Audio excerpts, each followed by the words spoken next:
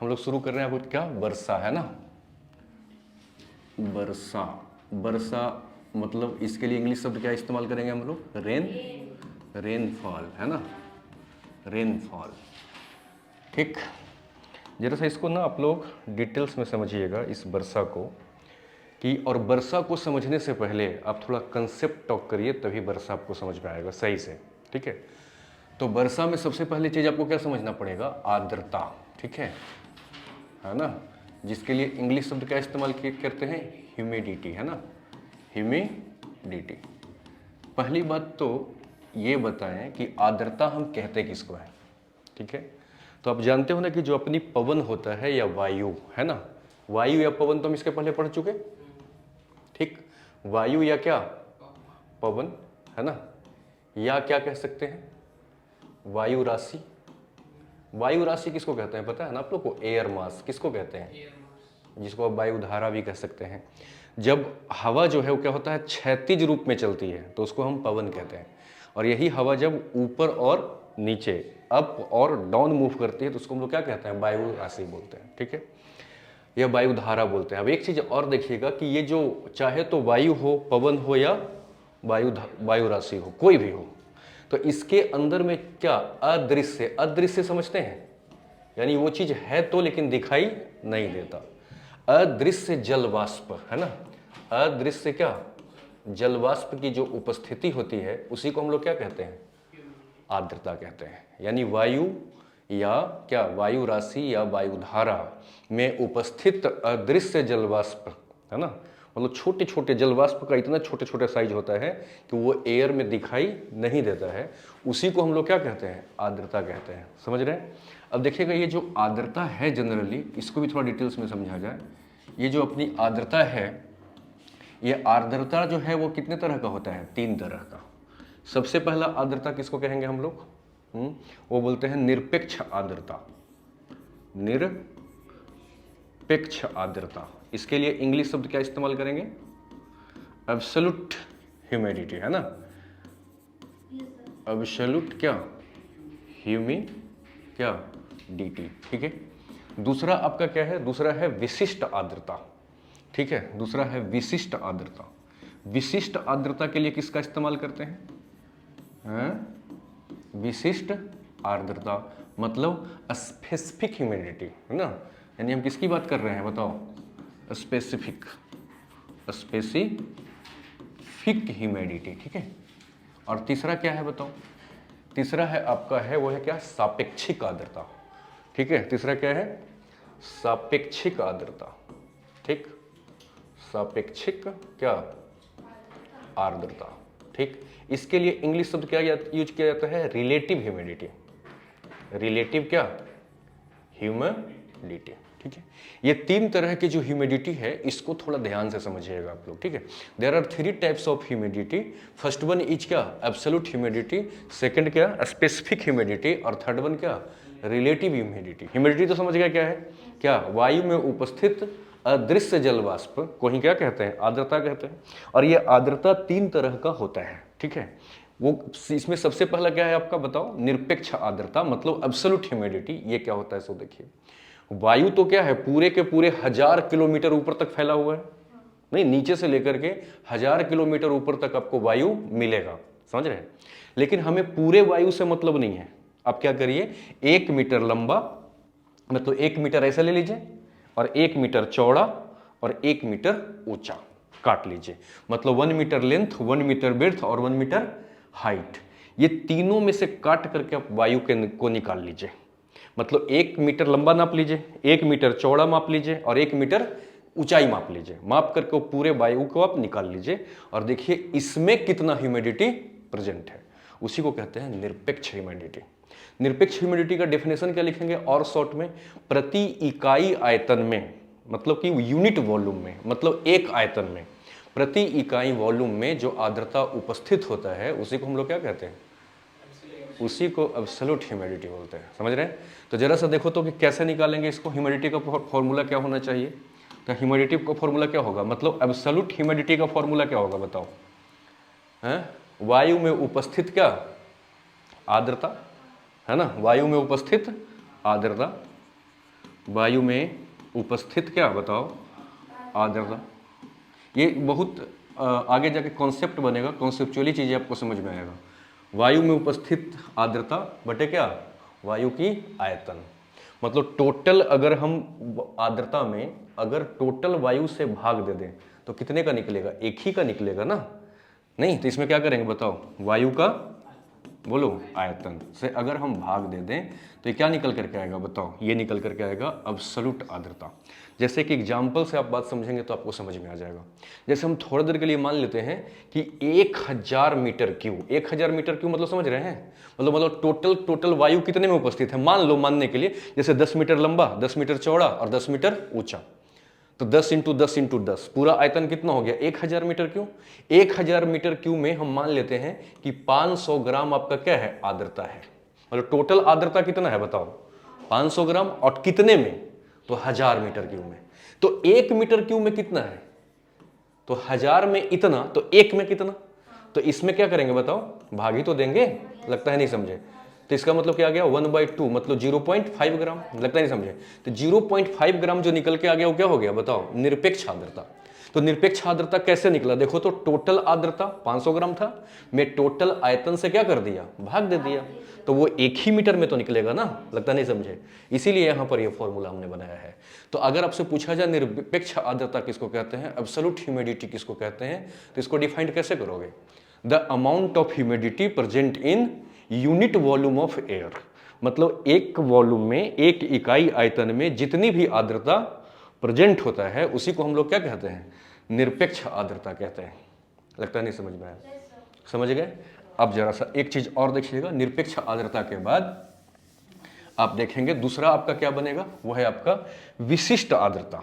जरा सा विशिष्ट को भी थोड़ा डिटेल्स में समझिएगा और काम आएगा, फिर एक एग्जाम्पल से तीनों बातों को हम समझा लेंगे, ठीक है। अब देखिएगा विशिष्ट आर्द्रता किसको कहते हैं। आप क्या करिए, इसके लिए 1 kg आप क्या करिए, आर्द्र वायु को उठा लीजिए, यानी टोटल हम वायु को कितना निकालेंगे 1 kg। 1 kg हम क्या करते हैं, ह्यूमस वायु को निकाल लेते हैं और हम देखेंगे 1 kg वायु में कितना ग्राम क्या है बताओ, 1 kg क्या ह्यूमिडिटी युक्त वायु में कितना ग्राम क्या है, आर्द्रता है, उसी को विशिष्ट आर्द्रता कहा जाता है।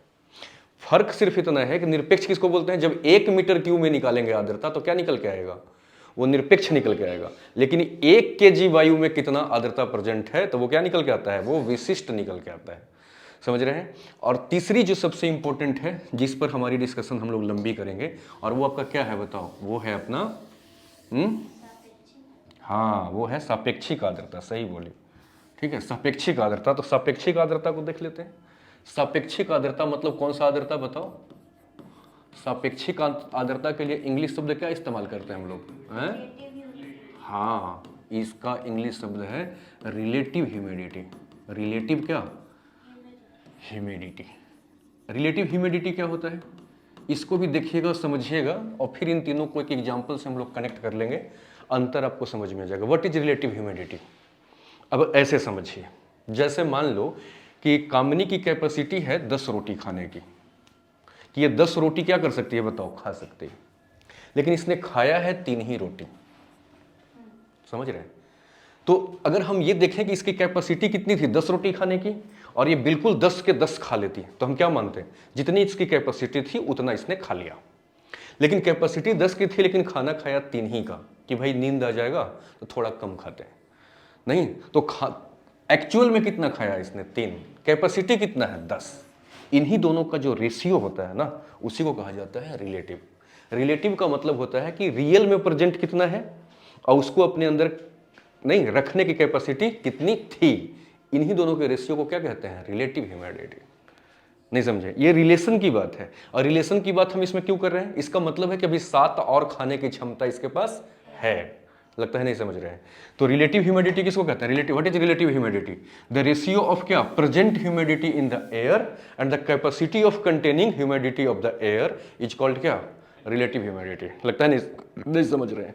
रिलेटिव ह्यूमिडिटी का डेफिनेशन आप लोग क्या लिखेंगे बताइए, रिलेटिव ह्यूमिडिटी का फॉर्मूला क्या लिखेंगे, इसका फॉर्मूला होगा वायु में उपस्थित आर्द्रता, मतलब सच में कितना आर्द्रता है उसका, तो क्या लिखेंगे, वायु में बोलो उपस्थित आर्द्रता, that means the present of humidity in the air, वायु में उपस्थित क्या, आर्द्रता, ठीक है। और बटे नीचे किससे डिवाइड करेंगे आप, हैं, वायु को अपने पास आर्द्रता लेने की क्षमता, यानी टोटल कैपेसिटी उतनी उसकी कितनी है, नहीं, यानी नीचे क्या लिखेंगे, आर्द्रता क्या, ग्रहण करने की, हाँ, क्षमता। इन दोनों का जो रेशियो होगा इसी को हम क्या कहेंगे, रिलेटिव ह्यूमिडिटी कहेंगे। लगता है आप लोग नहीं समझे। तीनों पॉइंट क्लियर है, नहीं क्लियर है? अब ऐसे जरा सा एक चीज देखिएगा, ये तीनों को एक एग्जाम्पल से क्लियर करता हूं मैं। एक तक क्या था, ह्यूमिडिटी, मतलब आपका एब्सोल्यूट ह्यूमिडिटी था, और दूसरा क्या था, रिलेटिव ह्यूमिडिटी था। अब ऐसे समझिए, जैसे क्या है कि मैं आपको मान लो कि 500 कंसेप्ट आपको मैं मान लो कि आपको एक महीने में पढ़ाऊं, मान लो कि there are 500 concept deliver by the me, है ना, टू यू, यानी आप लोगों को 500 कंसेप्ट हमने डिलीवर किया, ठीक है। लेकिन एक्चुअल में वो जब मैंने चेक करने के लिए एक एग्जाम ऑर्गेनाइज किया, टेस्ट ऑर्गेनाइज किया, तो हमने देखा कि आपको मात्र 200 कंसेप्ट याद है। तो एक्चुअल में आपके पास कितने कॉन्सेप्ट हैं, 200 आपके पास, जो आपको याद है 200, है ना, 200। तो 200 आपका क्या हो गया, एब्सोल्यूट नॉलेज हो गया, मतलब रियल में आपके पास नॉलेज यही है। बेशक से आपको मास्टर सिखाया होगा 500, लेकिन आपके पास है तो 200। तो जो आपके पास एक्चुअल में है वो क्या है, आपका एब्सोल्यूट नॉलेज है, समझ रहे हैं। लेकिन जब डिलीवर कितना किया गया और उसमें से आप कितना लिए, दोनों को इकट्ठा लिखा जाए कि 200 बटे 500, इसका मतलब क्या हो गया, इसका मतलब हो गया कि 500 के रिलेशन में 500 को अगर रिलेट करके देखते हैं तो आप 200 सीख पाए, 300 आपके दिमाग से क्या हो गया, गायब हो, मतलब मिसहैप हो गया, गायब हो गया वो। लगता है आप नहीं समझ रहे हैं। तो जब क्या होता है, कितना हमने डिलीवर किया उसमें से आप कितना लिए, इन दोनों के रिलेशन को डिफाइन किया जाता है, तो क्या होता है, रिलेटिव नॉलेज। और एक्चुअल हम कितना दिए ये ना देखें, आपके पास में कितना है तो क्या कहेंगे, एब्सोल्यूट।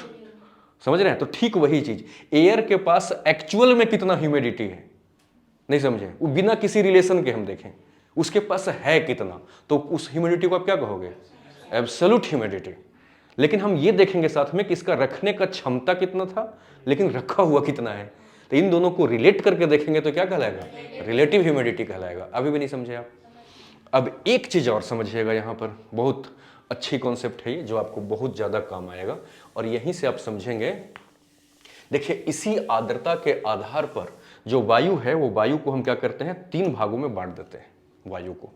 किसके आधार पर, आर्द्रता के आधार पर। नहीं, देखिए उसको हम कौन कौन सा में बांटेंगे।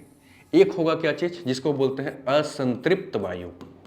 असंतृप्त, असंतृप्त को हिंदी में, इंग्लिश में क्या बोलते हैं, अनसेचुरेटेड, अनसेचुरेटेड।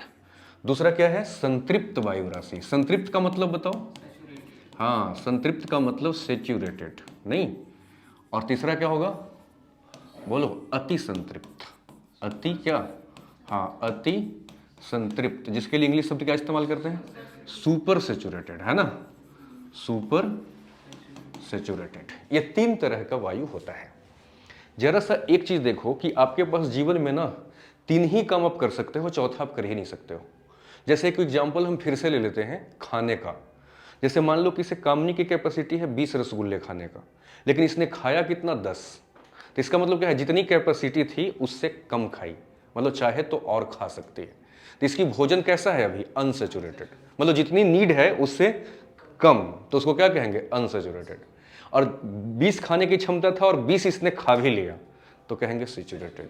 और ऐसा है कि कई बार क्या होता है कि मान लो कि किसी ने कह दिया कि चलो हम खिलाते हैं, तो फ्री का धन समझा, और कैपेसिटी था 20 का लेकिन खा लिया 30, मतलब जितनी कैपेसिटी थी उससे ज्यादा ओवरलोड कर लिया, तो उसको क्या कहेंगे, अति संतृप्त। यही 3 केस तो हो सकता है, जितना आपका कैपेसिटी है चाहे तो उतना खाओ, या उससे कम खाओ, या फ्री का है तो उससे ज्यादा रगड़ दो। यही 3 तो कर सकते हैं। तो जरा सा देखिएगा कि वैसी वायु जिसमें जितनी आर्द्रता रखने की क्षमता है उससे अगर वो कम रखा हुआ हो, तो उस वायु को आप क्या कहोगे, असंतृप्त वायु। नहीं समझे, मतलब सेचुरेटेड एयर। सेचुरेटेड एयर कब कहेंगे, अनसेचुरेटेड एयर किस कब कहेंगे, जब वो कैपेसिटी से कम आर्द्रता को कंटेन किया हो, ह्यूमिडिटी को कंटेन किया हो। और सेचुरेटेड कब कहेंगे, जितनी कैपेसिटी थी उतनी उसने उठा लिया आर्द्रता, तो उसको हम सेचुरेटेड कहेंगे। और जितनी कैपेसिटी थी अगर उससे ज्यादा उठ गया, यानी बोझिल हो गया, तो उसको हम क्या कहेंगे, सुपर सैचुरेटेड मतलब अति संतृप्त वायु राशि बोलेंगे। तो वायु राशि 3 तरह का होगा। अब जरा से एक चीज देखिएगा खास करके, ये अगर पॉइंट क्लियर है तो एक कंसेप्ट और सीखिएगा कि मान लीजिए कि ये पृथ्वी है, तब वर्षा आपको सही से समझ में आएगा। मान लेते हैं कि ये पृथ्वी है, ये क्या है अपना बताओ, ये है 0 डिग्री, जिसको हम क्या बोलते हैं, इक्वेटर, भूमध्य रेखा या विषुवत रेखा जो भी कह दीजिए। और इसके ऊपर 23.5 क्या होता है, कर्क रेखा। ये क्या होता है, मकर रेखा होता है ना। तो आप बहुत अच्छे से जानते हैं कि ये वाला जो एरिया है वो कैसा एरिया है बताओ, इसको हम लोग बोलते हैं उष्ण कटिबंध, मतलब ये बहुत ज्यादा गर्म वाला एरिया है। नहीं, और ये क्या है बताओ, 23.5 डिग्री उत्तर, और ये क्या है 23.5 डिग्री दक्षिण। लगता है आप लोग नहीं समझ रहे हो। तो ये तो गर्म एरिया है ना, क्यों, क्योंकि यहां पर सूर्य की प्रकाश लंबवत आती है, परपेंडिकुलर आती है, इस बीच में कर्क से मकर के बीच में। इसके ऊपर कहां जाते हैं हम, 66.5, नहीं तो 66.5 उत्तर और 66.5 ऐसे ही दक्षिण। इसको हम क्या बोलते हैं, शीतोष्ण। शीतोष्ण मतलब न यहाँ बहुत गर्मी है और न यहाँ बहुत ठंडी है, मतलब शीत और उष्ण, नहीं समझे, मतलब कि थोड़ा ठंडा भी और थोड़ा गर्म भी। यहाँ का मौसम जो होता है वो मिला जुला होता है, नहीं समझा, ठंडा गर्मी दोनों। और यहाँ तो बहुत गर्मी होता है। तो आप इसलिए देखते हो कि अफ्रीका देश जो है पूरे तरीके से कहाँ लाइज करता है, इसी में, अफ्रीका। इसलिए देखते हो कि अफ्रीका के लोग खूब काले काले होते हैं। कारण क्या है कि वहाँ गर्मी क्या होती है, बहुत ज़्यादा पड़ती है, बहुत ज़्यादा। जम्मू कश्मीर कहाँ आ जाता है, इसमें आ जाता है, मिला जुला मौसम में। तो कश्मीर वगैरह के लोगों को देखोगे गोरे गोरे होते हैं। रसिया वगैरह तो और ऊपर आ जाता है, तो देखोगे कि वहाँ के लोग और वाइट होते हैं। तो मौसम, क्लाइमेट के वजह से ये सारी चीज़ें होती है, समझ रहे हैं। क्लाइमेट बहुत बड़ा रोल प्ले करता है कलर डिसाइड करने में, नहीं समझे। तो अब जरा सा एक चीज़ देखिएगा, यहाँ पर का जो हवा रहेगा वो गर्म रहेगा कि ठंडा रहेगा, यहाँ के हवा तो गर्म रहेगा, यहाँ के तुलना में यहाँ के हवा थोड़ा ठंडा रहेगा, नहीं समझे लगता है, यहाँ के कंपैरिजन में ये ठंडा रहेगा। और जैसे आप पोल पर आ जाएंगे तो क्या होगा बताओ, बहुत ही ठंडा होगा। लगता है नहीं समझ रहे हैं, नहीं समझे क्या। जैसे जैसे हम क्या करेंगे, 0 से पोल के तरफ जाएंगे वैसे वैसे हवा क्या होता चलेगा, ठंडा होता चला जाएगा। अच्छा एक बात बताओ, ये कहोगे ठंडा और गर्म आप क्यों बता रहे हैं, इसमें एक बहुत बड़ा लॉजिक है और ये कॉन्सेप्ट ये वाला हर जगह यूज होगा। अब जरा सा एक बात बताओ, गर्म हवा आर्द्रता को ज्यादा मात्रा में उठाएगा कि ठंडा हवा ज्यादा मात्रा में उठाएगा। ठंडी हवा ज्यादा आर्द्रता क्यों नहीं उठाएगा, क्योंकि अगर वो ठंडी है तो वो भारी हो गई है, वो तो खुद ही नीचे बैठने जा रहा है, नहीं। और गर्म हवा जो होता है वो क्या होता है, ऊपर उड़ता है, तो अपने साथ आर्द्रता को क्या करता है, उठा के लेके जाता है। दूसरी चीज क्या है कि जब हवा गर्म होता है तो क्या करता है, वो फैलता है। तो जब फैलता है तो उसका एरिया क्या होने लगता है, बड़ा होने लगता है। और जब एरिया बड़ा होने लगेगा तो उसके पास जगह ज्यादा हो जाएगा, और जब जगह ज्यादा हो जाएगा तो आर्द्रता भी ज्यादा उठा लेगा, नहीं समझे लगता है। इसलिए ह्यूमिडिटी कौन सा एयर उठाएगी, जो जितना ज्यादा गर्म होगी वो उतना ज्यादा ह्यूमिडिटी कंटेन करेगा, और जो जितना ठंडा होगा वो उतना कम। इसीलिए जरा से बताओ, यहाँ की जो हवा होगी वो आर्द्रता युक्त होगी कि आर्द्रता विहीन होगी, आर्द्रता युक्त होगी। मतलब यहाँ का जो हवा होती है वो कैसी होती है बताओ, आर्द्र हवा होती है। और जो पोल के तरफ से हवा आती है वो कैसा होती है, वो शुष्क हवा होता है। शुष्क मतलब इसमें आर्द्रता नहीं है, ठंडी ठंडी तो रहेगी लेकिन उसमें ह्यूमिडिटी नहीं रहेगी। आप लोग समझ रहे हैं। अब वर्षा आपको समझ में आएगा, ये कंसेप्ट समझ गए, ठीक है। अब थोड़ा सा और आगे आइए, तब आपको समझ में आएगा बात कि क्या कहना चाह रहा हूं। जैसी हवा को थोड़ा सा और गर्म करोगे तो उसकी कैपेसिटी बढ़ जाएगी कि घट जाएगी, आर्द्रता उठाने का, आर्द्रता उठाने की उसकी कैपेसिटी बढ़ जाएगी, समझ रहे हैं। तो अगर आपसे कोई पूछे कि अगर हम क्या इक्वेटर से पोल के तरफ जाएं, मतलब विषुवत रेखा से ध्रुव की ओर जाएं, तो आर्द्रता उठाने की कैपेसिटी बढ़ेगी कि घटेगी, घटेगी, नहीं। और पोल से ध्रुव की तरफ आए, पोल से अगर विषुवत की तरफ आए तो आर्द्रता उठाने की कैपेसिटी बढ़ेगी। इस चीज को थोड़ा सा समझ कर रखिएगा, लगता है आप लोग नहीं समझ रहे हैं। समझ रहे हैं तो एक चीज और समझिएगा ध्यान से, देखिए वायु जो है ना, जो वायु उड़ रही है, मतलब जो वायु गतिशील है, इसके पास क्या है, निरपेक्ष आर्द्रता है। या हम ऐसा कह दें कि इसके पास कुछ आर्द्रता है। आर्द्रता मतलब समझ रहे हैं ना, ये वायु जो है वो शुष्क नहीं है, यानी सूखी सूखी हवा नहीं चल रही है। अपने साथ इसने क्या लिया है, जलवाष्प ले लिया है, इसने अपने साथ जलवाष्प को कुछ उठा लिया है। इसका मतलब ये वायु कैसा हो गया है बताओ, आर्द्र वायु है, नहीं समझ रहे हैं। और आर्द्रता कुछ ऐसा है, सो देखिए आर्द्रता क्या है, सो देखिए ये वाला जो वायु है ना, इसकी कैपेसिटी जानते हो क्या था, इसकी कैपेसिटी थी मान लो 50 ग्राम क्या करने का, आर्द्रता को उठाने का, या अपने साथ ये कितना उठा सकता था, 50 ग्राम उठा सकता था। मान लीजिए कि कोई एक वायु है जो आर्द्र है, इसकी पूरी कैपेसिटी थी कि ये इजिली 50 ग्राम क्या कर सकता था, उठा सकता था, लेकिन इसने अपने साथ उठाया हुआ कितना है, 30 ग्राम। इसका मतलब 20 ग्राम अभी इसका क्या है बताओ, बाकी है। नहीं समझे? तो ये वायु को अब क्या कहोगे, संतृप्त कहोगे कि अति संतृप्त कहोगे कि असंतृप्त कहोगे? असंतृप्त कहेंगे। इसका मतलब अगर मैं अभी इस वायु को असंतृप्त कहूं तब तो आपको कोई परेशानी नहीं है। क्यों? क्योंकि उठाने की क्षमता 50 था, उठाया 30 ही तो है। नहीं समझे? अब जरा सा एक कंसेप्ट को समझिएगा। जैसे जैसे हम ऊपर जाते हैं वैसे वैसे वायु क्या होने लगती है, ठंडा होने लगती है। वायु जैसे यहां से आर्द्रता उठाया और उठा के ऊपर की तरफ उड़ रहा है, तो जब ये वायु आर्द्रता उठाया उस समय उसका कैपेसिटी कितना था, 50 उठाने का, लेकिन उठाया तो 30 ही ना। लेकिन जैसे जैसे हवा ऊपर जाएगा वैसे वैसे हवा क्या होती चली जाएगी, ठंडी होती चली जाएगी। क्योंकि आप जानते हो ना कि प्रत्येक 1.5 किलोमीटर ऊपर जाने पे 6.5 डिग्री सेल्सियस टेम्परेचर कम हो जाता है। तो जैसे जैसे ऊपर जाएगा वैसे वैसे इसकी आर्द्रता क्या होने लगेगी, सॉरी इसकी वायु क्या होने लगेगी, ठंडी होने लगेगी। और ठंडी होने पर उसका कैपेसिटी घटती है कि बढ़ती है, घटती है। तो एक टाइम ऐसा आया कि ऊपर जाते जाते जाते जाते अब इसकी कैपेसिटी कितनी हो गई, 50 से 30 ग्राम हो गई, 30 ग्राम हो गई कैपेसिटी, और उठा के भी कितना ले गया, 30 ग्राम। तो एक्चुअली अब इस वायु क्या हो जाएगा, संतृप्त की अति संतृप्त, ये संतृप्त हो गया। तो जैसे जैसे हवा चाहे आर्द्रता जितना भी उठाया हो, लेकिन एक टाइम में ऊपर जाते जाते ठंडा होते होते जैसे से ऊपर जाएगा वैसे वैसे क्या हो जाएगा, ठंडा होता चला जाएगा। और ठंडा होने के बाद उसकी कैपेसिटी क्या होने लगती है, घटने लगती है। तो एक पॉइंट तो ऐसा कहीं पर आएगा ना कि जहां पर उसकी जितना वो उठा के लेके गया है उतना ही उसकी क्या है, कैपेसिटी है। तो जिस टेम्परेचर पर असंतृप्त वायु क्या हो जाता है, संतृप्त हो जाता है, उसी को हम लोग क्या कहते हैं, ओसांक बिंदु। ओसांक क्या बिंदु, लगता है आप नहीं समझ रहे हैं। ओसांक बिंदु के लिए इंग्लिश शब्द क्या है, ड्यू पॉइंट। नहीं तो अगर आपसे पूछा जाए कि ओसांक बिंदु किसको कहते हैं तो क्या कहोगे, जिस टेम्परेचर पर क्या असंतृप्त वायु राशि संतृप्त हो जाता है उस तापमान को हम लोग ओशांक बिंदु कहते हैं। लगता है आप लोग नहीं समझे, दैट इज ओशांक बिंदु। समझ रहे हैं? और ओशांक बिंदु जैसी होता है तो वो हवा फिर संघनित होने लगेगा कि फैलेगा, इकट्ठा एक जगह पर आने लगेगा। नहीं, तो इस प्रक्रिया को संघनन बोलते हैं। एक चीज याद रखिएगा, वाष्पीकरण, वाष्पीकरण सुने हैं आप लोग, इवेपोरेशन, और इसके उल्टा क्या होता है बताओ, संघनन। संघनन मतलब कंडेंसेशन, कंडेंसेशन। तो जरा से बताओ कि पानी जो है वो क्या होता है, गर्म होकर के क्या गैस में बदलना के प्रक्रिया को क्या बोलते हैं, वाष्पीकरण। और गैस को वापस से पानी में बदलने की प्रक्रिया को संघनन। समझ रहे हैं? तो जब गर्म करेंगे तो क्या होगा, वाष्पीकरण, और जब उसी वाष्प को हम ठंडा करेंगे तो क्या होगा, संघनन। इसका मतलब ये दोनों एक दूसरे का क्या है बताओ, उल्टा फॉर्म है। तो ड्यू पॉइंट पर आकर के जो वायु जो आर्द्रता उठा के लेके गया था वो संतृप्त हो गया, मतलब जितना चाहिए उतनी कैपेसिटी उसके पास आ गया, तो वो जमने लगता है। फिर इस प्रक्रिया को हम क्या बोलते हैं, संघनन बोलते हैं। तो यानी ड्यू पॉइंट पर आकर के क्या करने लगता है बताओ, संघनित होने लगता है। नहीं समझे? अब एक चीज और समझिएगा, और वो क्या समझना है आपको, सो देखिए बड़ा इंपॉर्टेंट कंसेप्ट ये भी है, फिर हम वर्षा को समझेंगे। देखिए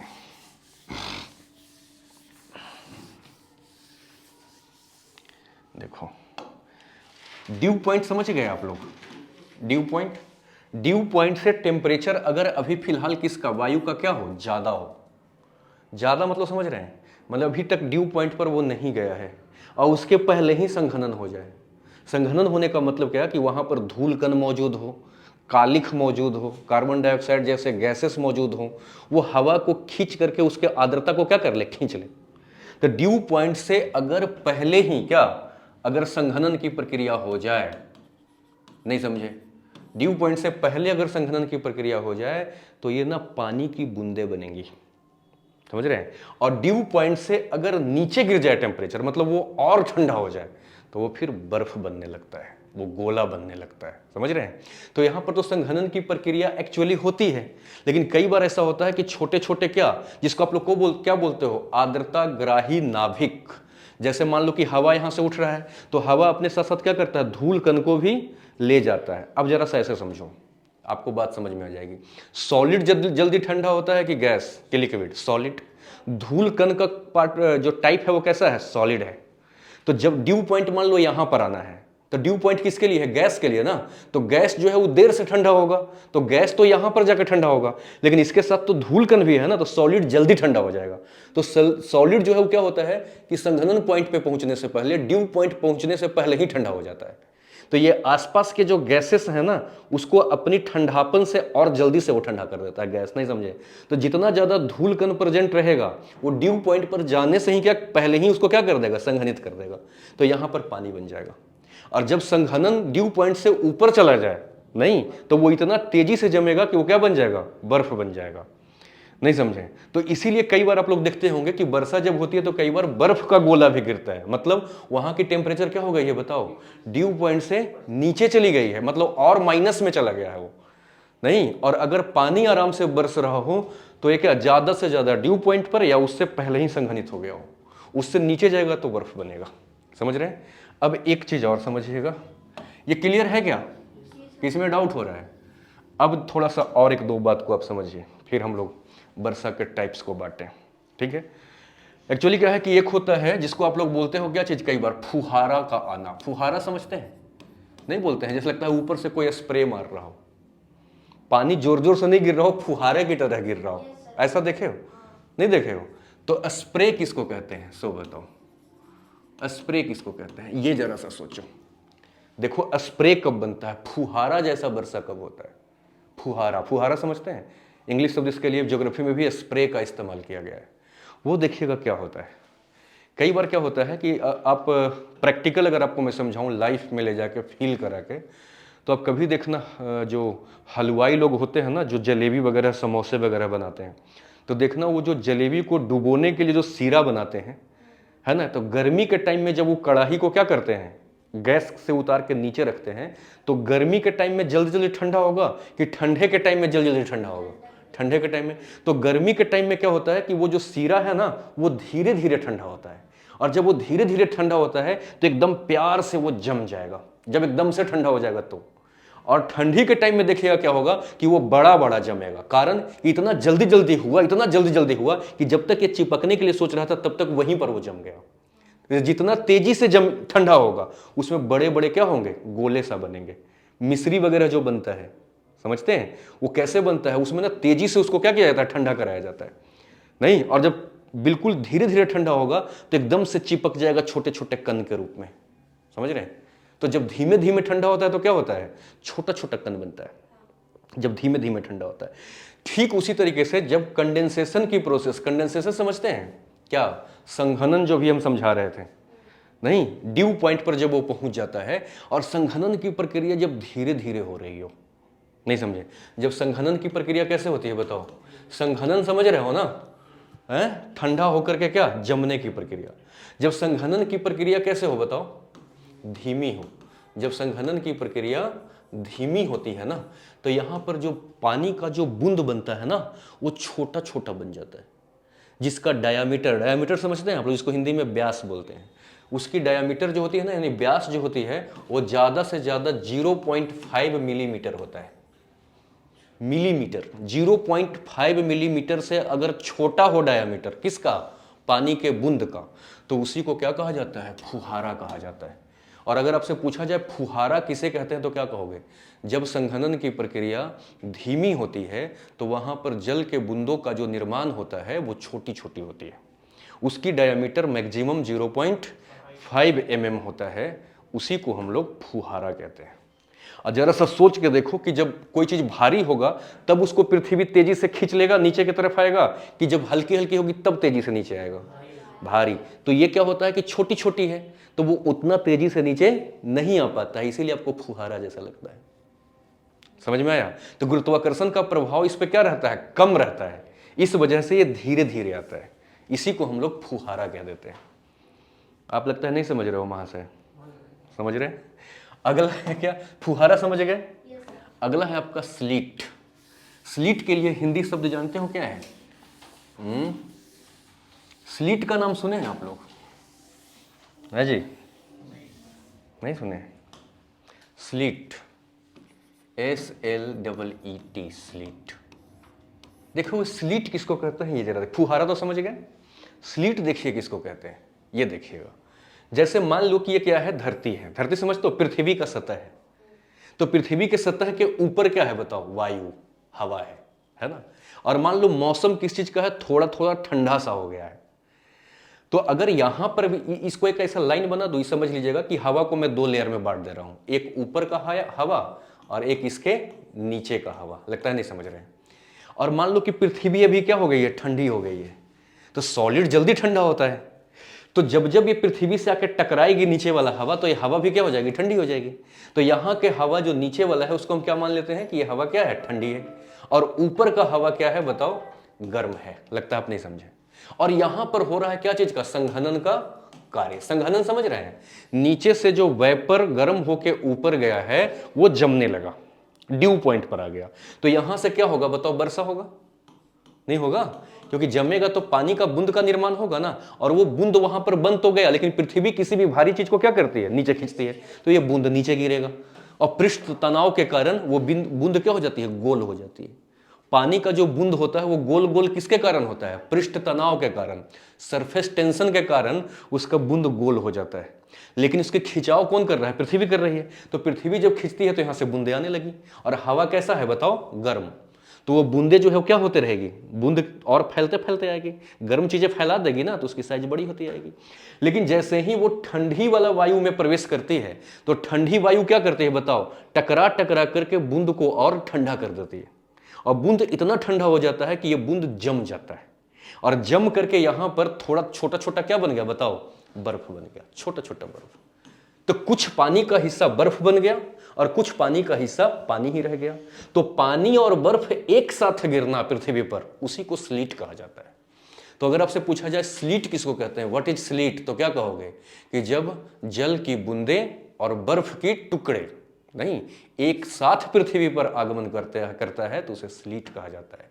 और पूछेगा ऐसा क्यों होता है, तो कहना कि जब वायुमंडल का ऊपरी हिस्सा का वायु गर्म हो और नीचे के हिस्से के वायु ठंडी हो जाए, तो जब ये जल है ना गर्म वायु राशि को तय करते हुए, यानी गर्म वायुमंडल को तय करते हुए जब वो ठंडी में प्रवेश करती है, तो अचानक से वो अपना तापमान खोने लगती है, और टेम्परेचर खो करके वो क्या करती है, जम जाती है, और जम करके वहां पर क्या बन जाती है, बर्फ बन जाती है। नहीं तो जो बर्फ और पानी का इकट्ठा धरातल पर आना ही क्या है बताइए, इसी को हम लोग स्लीट बोलते हैं। क्या स्लीट समझ गए, नहीं समझे। अब एक चीज और समझिएगा, वो है हिमपात। हिमपात के लिए इंग्लिश शब्द क्या इस्तेमाल किया जाता है, स्नोफॉल, है ना। बताओ तो स्नोफॉल कैसे होता है। अगर ड्यू पॉइंट पर क्या होता है, संघनन होता है, लेकिन यहां पर टेम्परेचर जानते हो क्या हो जाए, 0 से भी क्या हो जाए बताओ, कम हो जाए, मतलब माइनस में टेम्परेचर यहां मिल जाए। तो जब भी माइनस में जाकर के क्या होगा बताओ, संघनन होगा, तो वहां पर क्या बनता है बताओ, अभी तो बताया था थोड़ी देर पहले कॉन्सेप्ट में, वहां पे बर्फ बनता है। तो ऊपर से ही बर्फ का नीचे आना हिमपात है। लेकिन स्लीट क्या है, ऊपर से बर्फ के रूप में नहीं आता, वो वायुमंडल में बर्फ का निर्माण होता है। लगता है नहीं समझे। तो जब वायुमंडल में आके बर्फ का निर्माण होगा और पानी और बर्फ एक साथ आएगा, तो उसको क्या कहोगे, उसको स्लीट कहोगे। लेकिन जब क्या होगा, ऊपर में ही क्या हो, ड्यू पॉइंट निगेटिव में चला जाए और वहां पर क्या हो, बर्फ का निर्माण हो जाए, और फिर वो बर्फ जो नीचे गिरता है, तो उसको हम लोग क्या कहते हैं, इसको हम लोग हिमपात बोलते हैं। समझ रहे हैं। लेकिन यही वाला हिम का जो डायामीटर, हिम भी बड़ा बड़ा होता है, इसका अगर डायामीटर 5 mm से लेकर कहां तक 50 mm के बीच में हो जाए, नहीं मतलब उसका डायामीटर थोड़ा बड़ा हो, मतलब बड़ा बड़ा बर्फ गिरे, तो फिर उसको हिमपात नहीं कहते। मतलब उसकी अगर 5 mm से कम डायमीटर हो तो उसको क्या बोलते हैं, हिमपात। और 5 से अगर ज्यादा हो, मतलब बड़ा बड़ा गिरे, तो फिर इसको ओलावृष्टि कहा जाता है। समझ रहे हैं। तो हिमपात और क्या बताओ, ओला, बोलो वृष्टि। ओलावृष्टि के लिए इंग्लिश शब्द क्या इस्तेमाल किया जाता है, हैं बोलो, हैं नहीं, हेल स्टॉर्म, सही बात, HAIL, हेल स्टॉर्म, ये होता है। समझ रहे। तो हेल स्टॉर्म का डायमीटर क्या होता है बताओ, lies between 5 mm to 50 mm, and when the diameter of snow is lesser than क्या 5 mm, देन दैट इज क्या, स्नोफॉल। समझ रहे हैं। और स्लीट भी समझ ही गए कि डाउट हो रहा है इसमें। अब थोड़ा सा इसमें आइए है वर्षा पर। वर्षा वाला भी पॉइंट को जरा सा ध्यान से समझिएगा। वर्षा भी कोई खास टफ टास्क नहीं है, सब कॉन्सेप्चुअल चीजें हैं। ठीक, वर्षा का मतलब समझते हैं, पानी के बूंदों को नीचे गिरना, वही तो वर्षा है। नहीं तो वर्षा कितने तरह का हमें पढ़ना है? हम लोगों को वर्षा पढ़ना है 3 तरह का। वर्षा मतलब क्या? रेनफॉल। नहीं, व्हाट इज रेनफॉल? अच्छा वर्षा, व्हाट इज वर्षा? रेनफॉल। What is rainfall? वर्षा। ठीक। तो देखो रेनफॉल 3 तरह का जो होता है उसमें सबसे पहला कौन सा होता है? कन्वेक्शनल, जिसको हिंदी में बोलते हैं संवहनीय। नहीं, संवहनीय वर्षा, जिसके लिए इंग्लिश शब्द हम लोग क्या इस्तेमाल करते हैं? कॉन्वेक्शनल। नहीं, कॉन्वेक्शनल क्या? रेनफॉल। ठीक है। दूसरा क्या है बताओ? दूसरा संवहनीय के बाद दूसरा क्या होता है? हैं? हाँ, उसके बाद होता है पर्वतीय वर्षा। पर्वतीय वर्षा, जिसके लिए एक्चुअल में जो इसका इंग्लिश शब्द इस्तेमाल किया गया है वो ओरोग्राफिक रेनफॉल है ना। ओरोग्राफिक रेनफॉल, हाँ ओरोग्राफिक रेनफॉल इसको कहा जाता है, इसके लिए इस्तेमाल किया गया है। ठीक है। और तीसरा जो आपका है वो क्या है? चक्रवातीय वर्षा, जिसको हम लोग चक्रवातीय या वाताग्री वर्षा, आप इसको वाताग्री भी कर सकते हैं। वाताग्री क्या? वर्षा। इसके लिए इंग्लिश शब्द इस्तेमाल किया जाता है साइक्लोनिक रेनफॉल। Cyclonic rainfall. ठीक है। ये जो है 3 तरह के रेनफॉल को हमें यहाँ पर समझना है। इसमें सबसे पहला आपका वर्षा कौन सा है? संवहनीय वर्षा। इसको जरा सा ध्यान से समझा जाए, संवहनीय वर्षा हम लोग किसको कहते हैं? ठीक है। तो पहला देखिएगा संवहनीय वर्षा, और उसके बाद पर्वतीय वर्षा, उसके बाद हम लोग देखेंगे क्या क्या है गेम। देखिएगा संवहनीय वर्षा किसको कहते हैं। जैसे मान लो कि ये जो है क्या है? सागर है। सागर समझ रहे हैं? जैसे प्रशांत महासागर, हिंद महासागर, या फिर कोई सी हो जाए, है ना, या फिर कोई नदी हो जाए, या कोई तालाब हो जाए, वट कुछ भी हो जहाँ पर पानी इकट्ठा है। समझ रहे हैं? ये मान लो कि एक पानी का बहुत बड़ा हिस्सा पृथ्वी पर एक जमा है। ठीक। और यहाँ पर हम देख रहे हैं कि क्या है बताओ? सूर्य है। तो सूर्य का एक खास अदा होता है कि ये अपना क्या करता है बताओ? प्रकाश को बिखेरते रहती है, और सूर्य के सामने जो रहेगा उसको प्रकाश प्राप्त होगा, और जो पीछे रहेगा वो रात में रहेगा, जो सामने रहेगा वो दिन में रहेगा। यही तो है। लेकिन सूर्य तो हमेशा अपना प्रकाश दे रही है, नहीं, सूर्य कभी रुकता नहीं। तो सूर्य अपना प्रकाश जब यहाँ से ऐसे गिराएगी तो प्रकाश आकर के इस पर गिरेगा, किस पर? जल पर। तो आप जानते हैं कि सूर्य की प्रकाश जो होता है उसमें लाइट भी होता है और साथ साथ में हीट भी होता है। ये तो अभी छत पर आप बैठ के देखिए, आपको गर्मी भी लगेगा। तो उसमें लाइट और हीट दोनों होता है। इसीलिए कहा जाता है कि sunlight is the form of energy. सूर्य की प्रकाश किसका फॉर्म होता है? एनर्जी का, क्योंकि उसमें लाइट और हीट दोनों होता है। तो जब ये पानी पर टकराता है तो ये अपना सारा हीट किसको ट्रांसफर कर देता है? पानी को। तो पानी गर्म होने लगता है, और पानी जब गर्म होगा तो कंडेंसेशन कहलाता है कि इवेपोरेशन कहलाता है। तो यहाँ से ये वाष्प बन के उड़ेगा। ऐसे लगता है नहीं समझे? पानी जो है वो सूर्य के प्रकाश से या किसी भी माध्यम से गर्म होकर के ये क्या बनती है बताओ? ये वाष्प बनती है। और ये वाष्प बन के सीधा कहाँ जाती है बताओ? ऊपर। और आप एक ज्योग्राफी में मैंने आपको कंसेप्ट बताया था कि हर एक 1 किलोमीटर ऊपर जाने पे 6.5 डिग्री सेल्सियस क्या करता है? अपना टेम्परेचर को ये गिरा देता है। यानी 6.5 डिग्री सेल्सियस पर किलोमीटर अपने टेम्परेचर को ये गिराते चला जाता है। समझ रहे हैं? तो एक्चुअली क्या है कि धीरे धीरे गर्म होकर के इसके जो वेपर है वो कहाँ उठेंगे? ऊपर उठेगा, और जैसे जैसे ऊपर उठेगा वैसे वैसे ही अपना टेम्परेचर गिराता जाएगा, कम करता जाएगा। तो एक समय ऐसा तो आएगा ना कि ये ड्यू पॉइंट पे चला जाएगा, नहीं, और ड्यू पॉइंट पे जैसे जाएगा तो यही वाष्प क्या हो जाएगा बोलो? जम जाएगा, एक चादर की तरह। ये जो यहाँ इसके सामने से जोड़ के गया है, नहीं, और यहाँ पर एक बादल बनाएगा जिस बादल को बोलते हैं कपासी बादल। हाँ, कपासी बादल। और कपासी बादल जो होता है ना, ये वाला जो बनेगा इसके कारण, ये टेम्परोरी होता है, ये परमानेंट नहीं होता है। माने जितना ज्यादा यहाँ पर जो जमा, वही वाला धीरे धीरे टूट टूट के क्या करने लगेगा? गिरने लगेगा सामने से ही, वहीं पर। समझ रहे हैं? और ये कब तक गिरेगा? जब तक ये बादल यहाँ से खत्म नहीं हो जाता। तो इसी को क्या कहा जाता है बताओ? इसी को कहा जाता है संवहनीय वर्षा। तो संवहनीय वर्षा जो होती है वो कैसे गिरती है बताओ? सीधा ऐसे।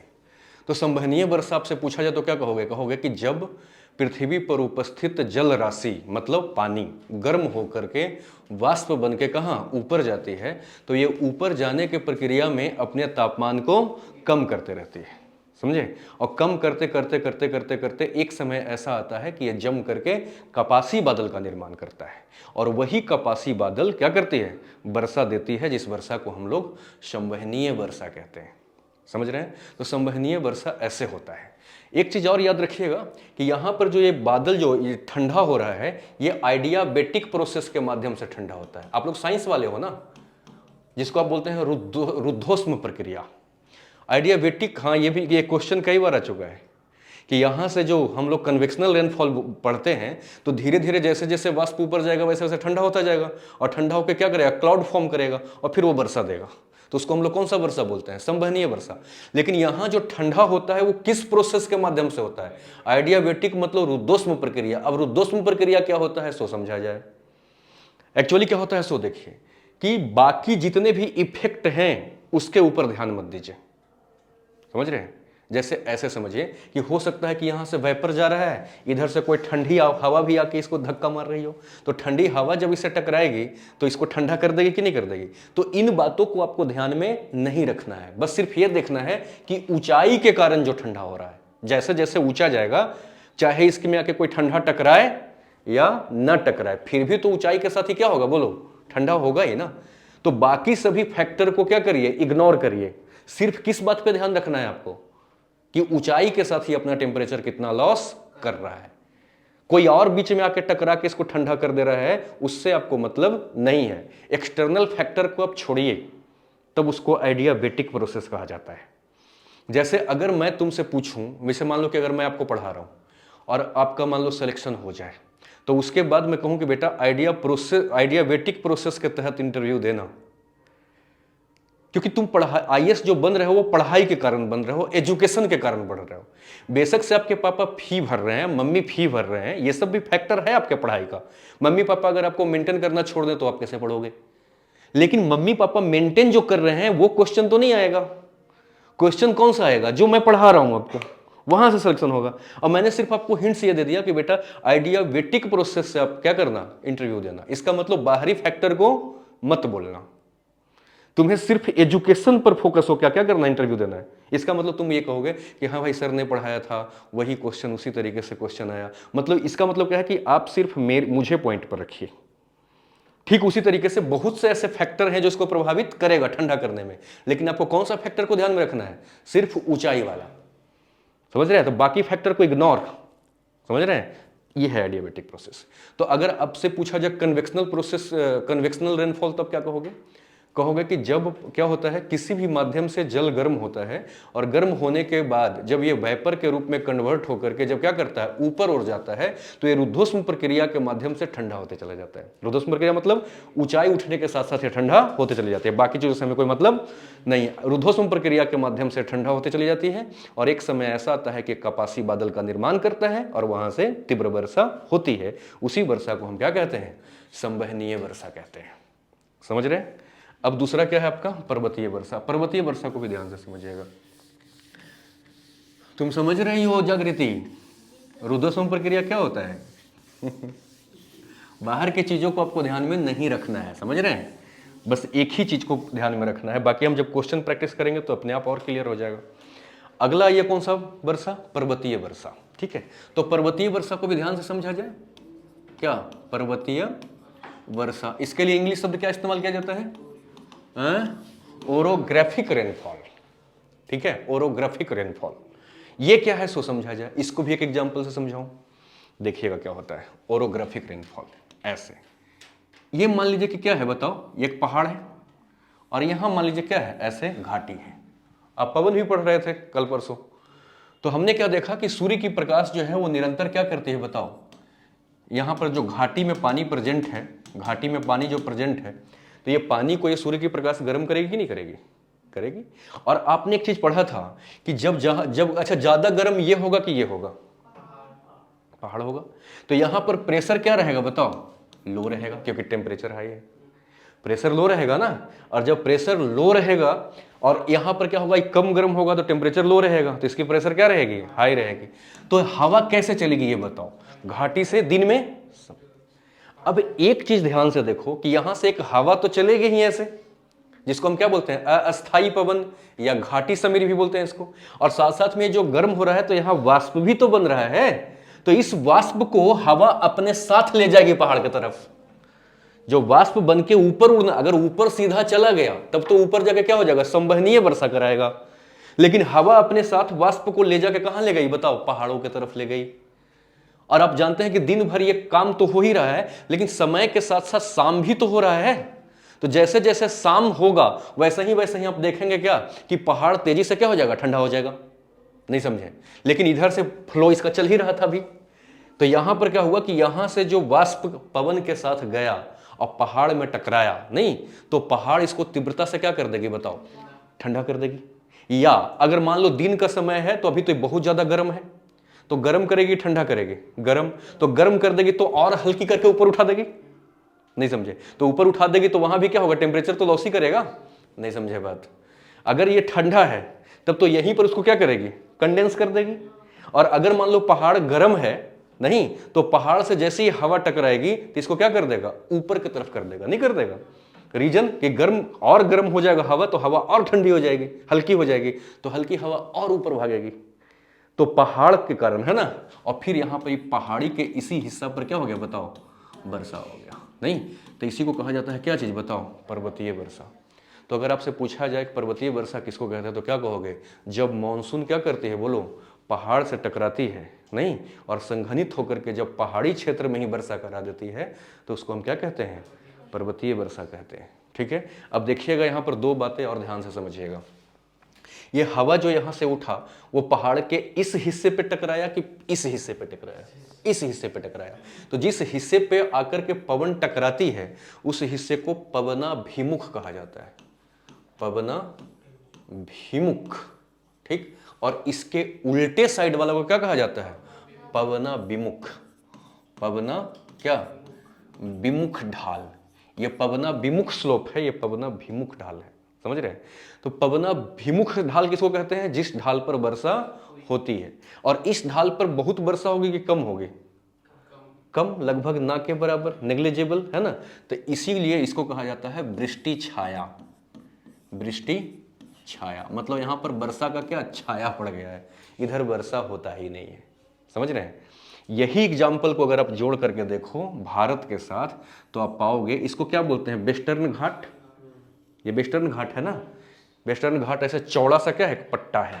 नहीं, अब देखिए क्या हो रहा है कि यहां से मान लो कि मानसून उड़ा सागर से, आप सागरीय पवन पढ़े हो ना, तो सागर से जब पवन उठेगा तो अपने साथ आर्द्रता लेके जाएगा कि छोड़ के जाएगा, लेके जाएगा। और इधर आएगा तो ये पश्चिमी घाट के कौन सा ढाल से टकराएगा, इस साइड से कि इस साइड से, इस साइड से, तो इस साइड में खूब वर्षा करा देगा और इधर क्या बन जाएगा, वृष्टि छाया। यही रीजन है कि महाबलेश्वरम जो है वो यहां पर है। नहीं, महाबलेश्वरम में लगभग 600 सेंटीमीटर वर्षा हो जाता है, लेकिन यहां से मात्र 70 किलोमीटर दूरी पर क्या है, पूना है। और पूना में मात्र कितना होता है बताओ, 40 सेंटीमीटर वर्षा होता है, 40 से 60, मतलब दूरी है मात्र 70 किलोमीटर का, लेकिन वर्षा में अंतर बहुत ज्यादा। कारण क्या है, क्योंकि महाबलेश्वरम जो है वो कहां पड़ता है, पवनाभिमुख साइड में, सॉरी पवनाभिमुख साइड में। भिमुख मतलब कौन सा, इस साइड में, नहीं। और पूना किधर पड़ता है, पवनाभिमुख साइड में। तो पवनाभिमुख में तो छाया रहेगी ना। तो कई बार एक क्वेश्चन देखने को मिलता है कि पूना और महाबलेश्वरम के बीच में दूरी काफी कम है, फिर भी महाबलेश्वरम में इतना वर्षा और पूना में वर्षा इतना कम, कारण क्या है? तो आप उत्तर क्या देंगे, इसका कारण है पवनाभिमुख और पवनाभिमुख का होना। समझ रहे हैं? तो जिस ढाल पर वर्षा होगी उसको क्या कहेंगे, पवनाभिमुख, और जिस ढाल पे कम होगी उसको बोलते हैं छाया। नहीं समझे? अब एक और इसका एग्जाम्पल लेते हैं, तो एक एग्जाम्पल आपको और समझ में आए, भारत के साथ समझा दे, आपको दुनिया के साथ समझा दे। तीसरा कौन सा वर्षा बचा हुआ था, चक्रवातीय। लेकिन उससे पहले एक एग्जाम्पल और हम लोग लेते हैं पर्वतीय का ही, तो आपको इससे ज़्यादा क्लियर हो जाएगा। देखिए, मान लेते हैं कि थोड़ा देर के लिए कि ये आपका पृथ्वी है और ये कितना है, 0 डिग्री। और बताने की जरूरत नहीं है कि अगर इसको हम 0 डिग्री मान रहे हैं तो इक्वेटर है ये, ठीक है, इक्वेटर है ना। और आप जानते हैं कि भारत जो है वो कहां पर है, ऐसे कुछ यहां पर है, 0 डिग्री से कुछ ऊपर, यहां 8 डिग्री पर है ना। आप लोग समझ ही नहीं रहे हो, लॉजिक को समझो।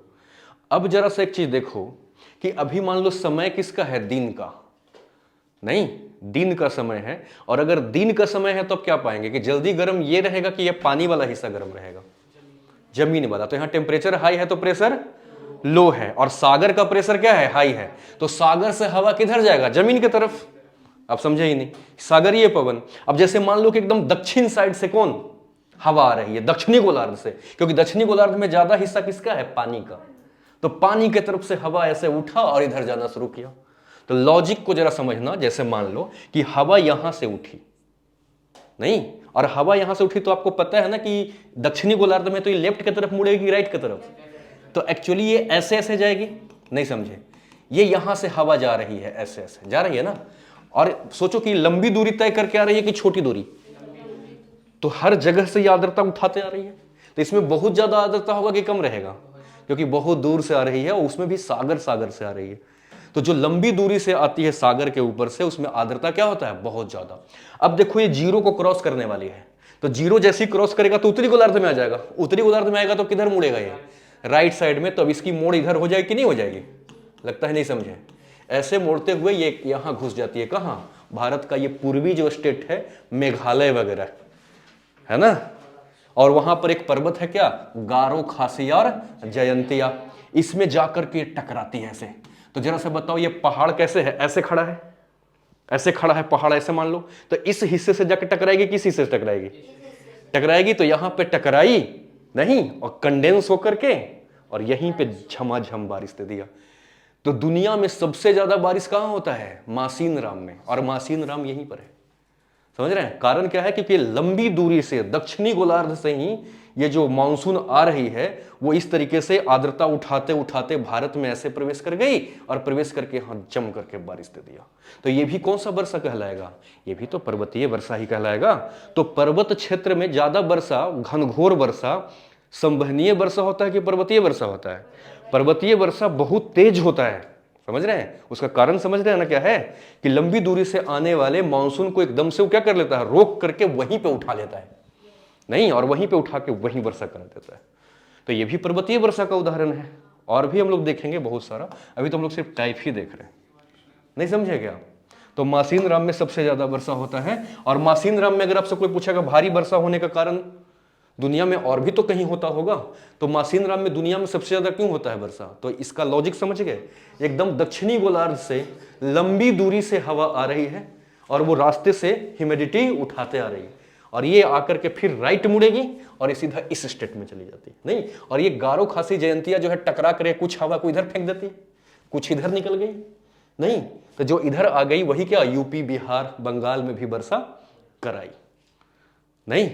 तो अब जरा समझिएगा, थोड़ा सा इंडियन ज्योग्राफी पढ़ेंगे तो और क्लियर होगा। बस हम कंसेप्ट अभी आपको समझा रहे हैं, कंसेप्ट में तो कोई डाउट नहीं है।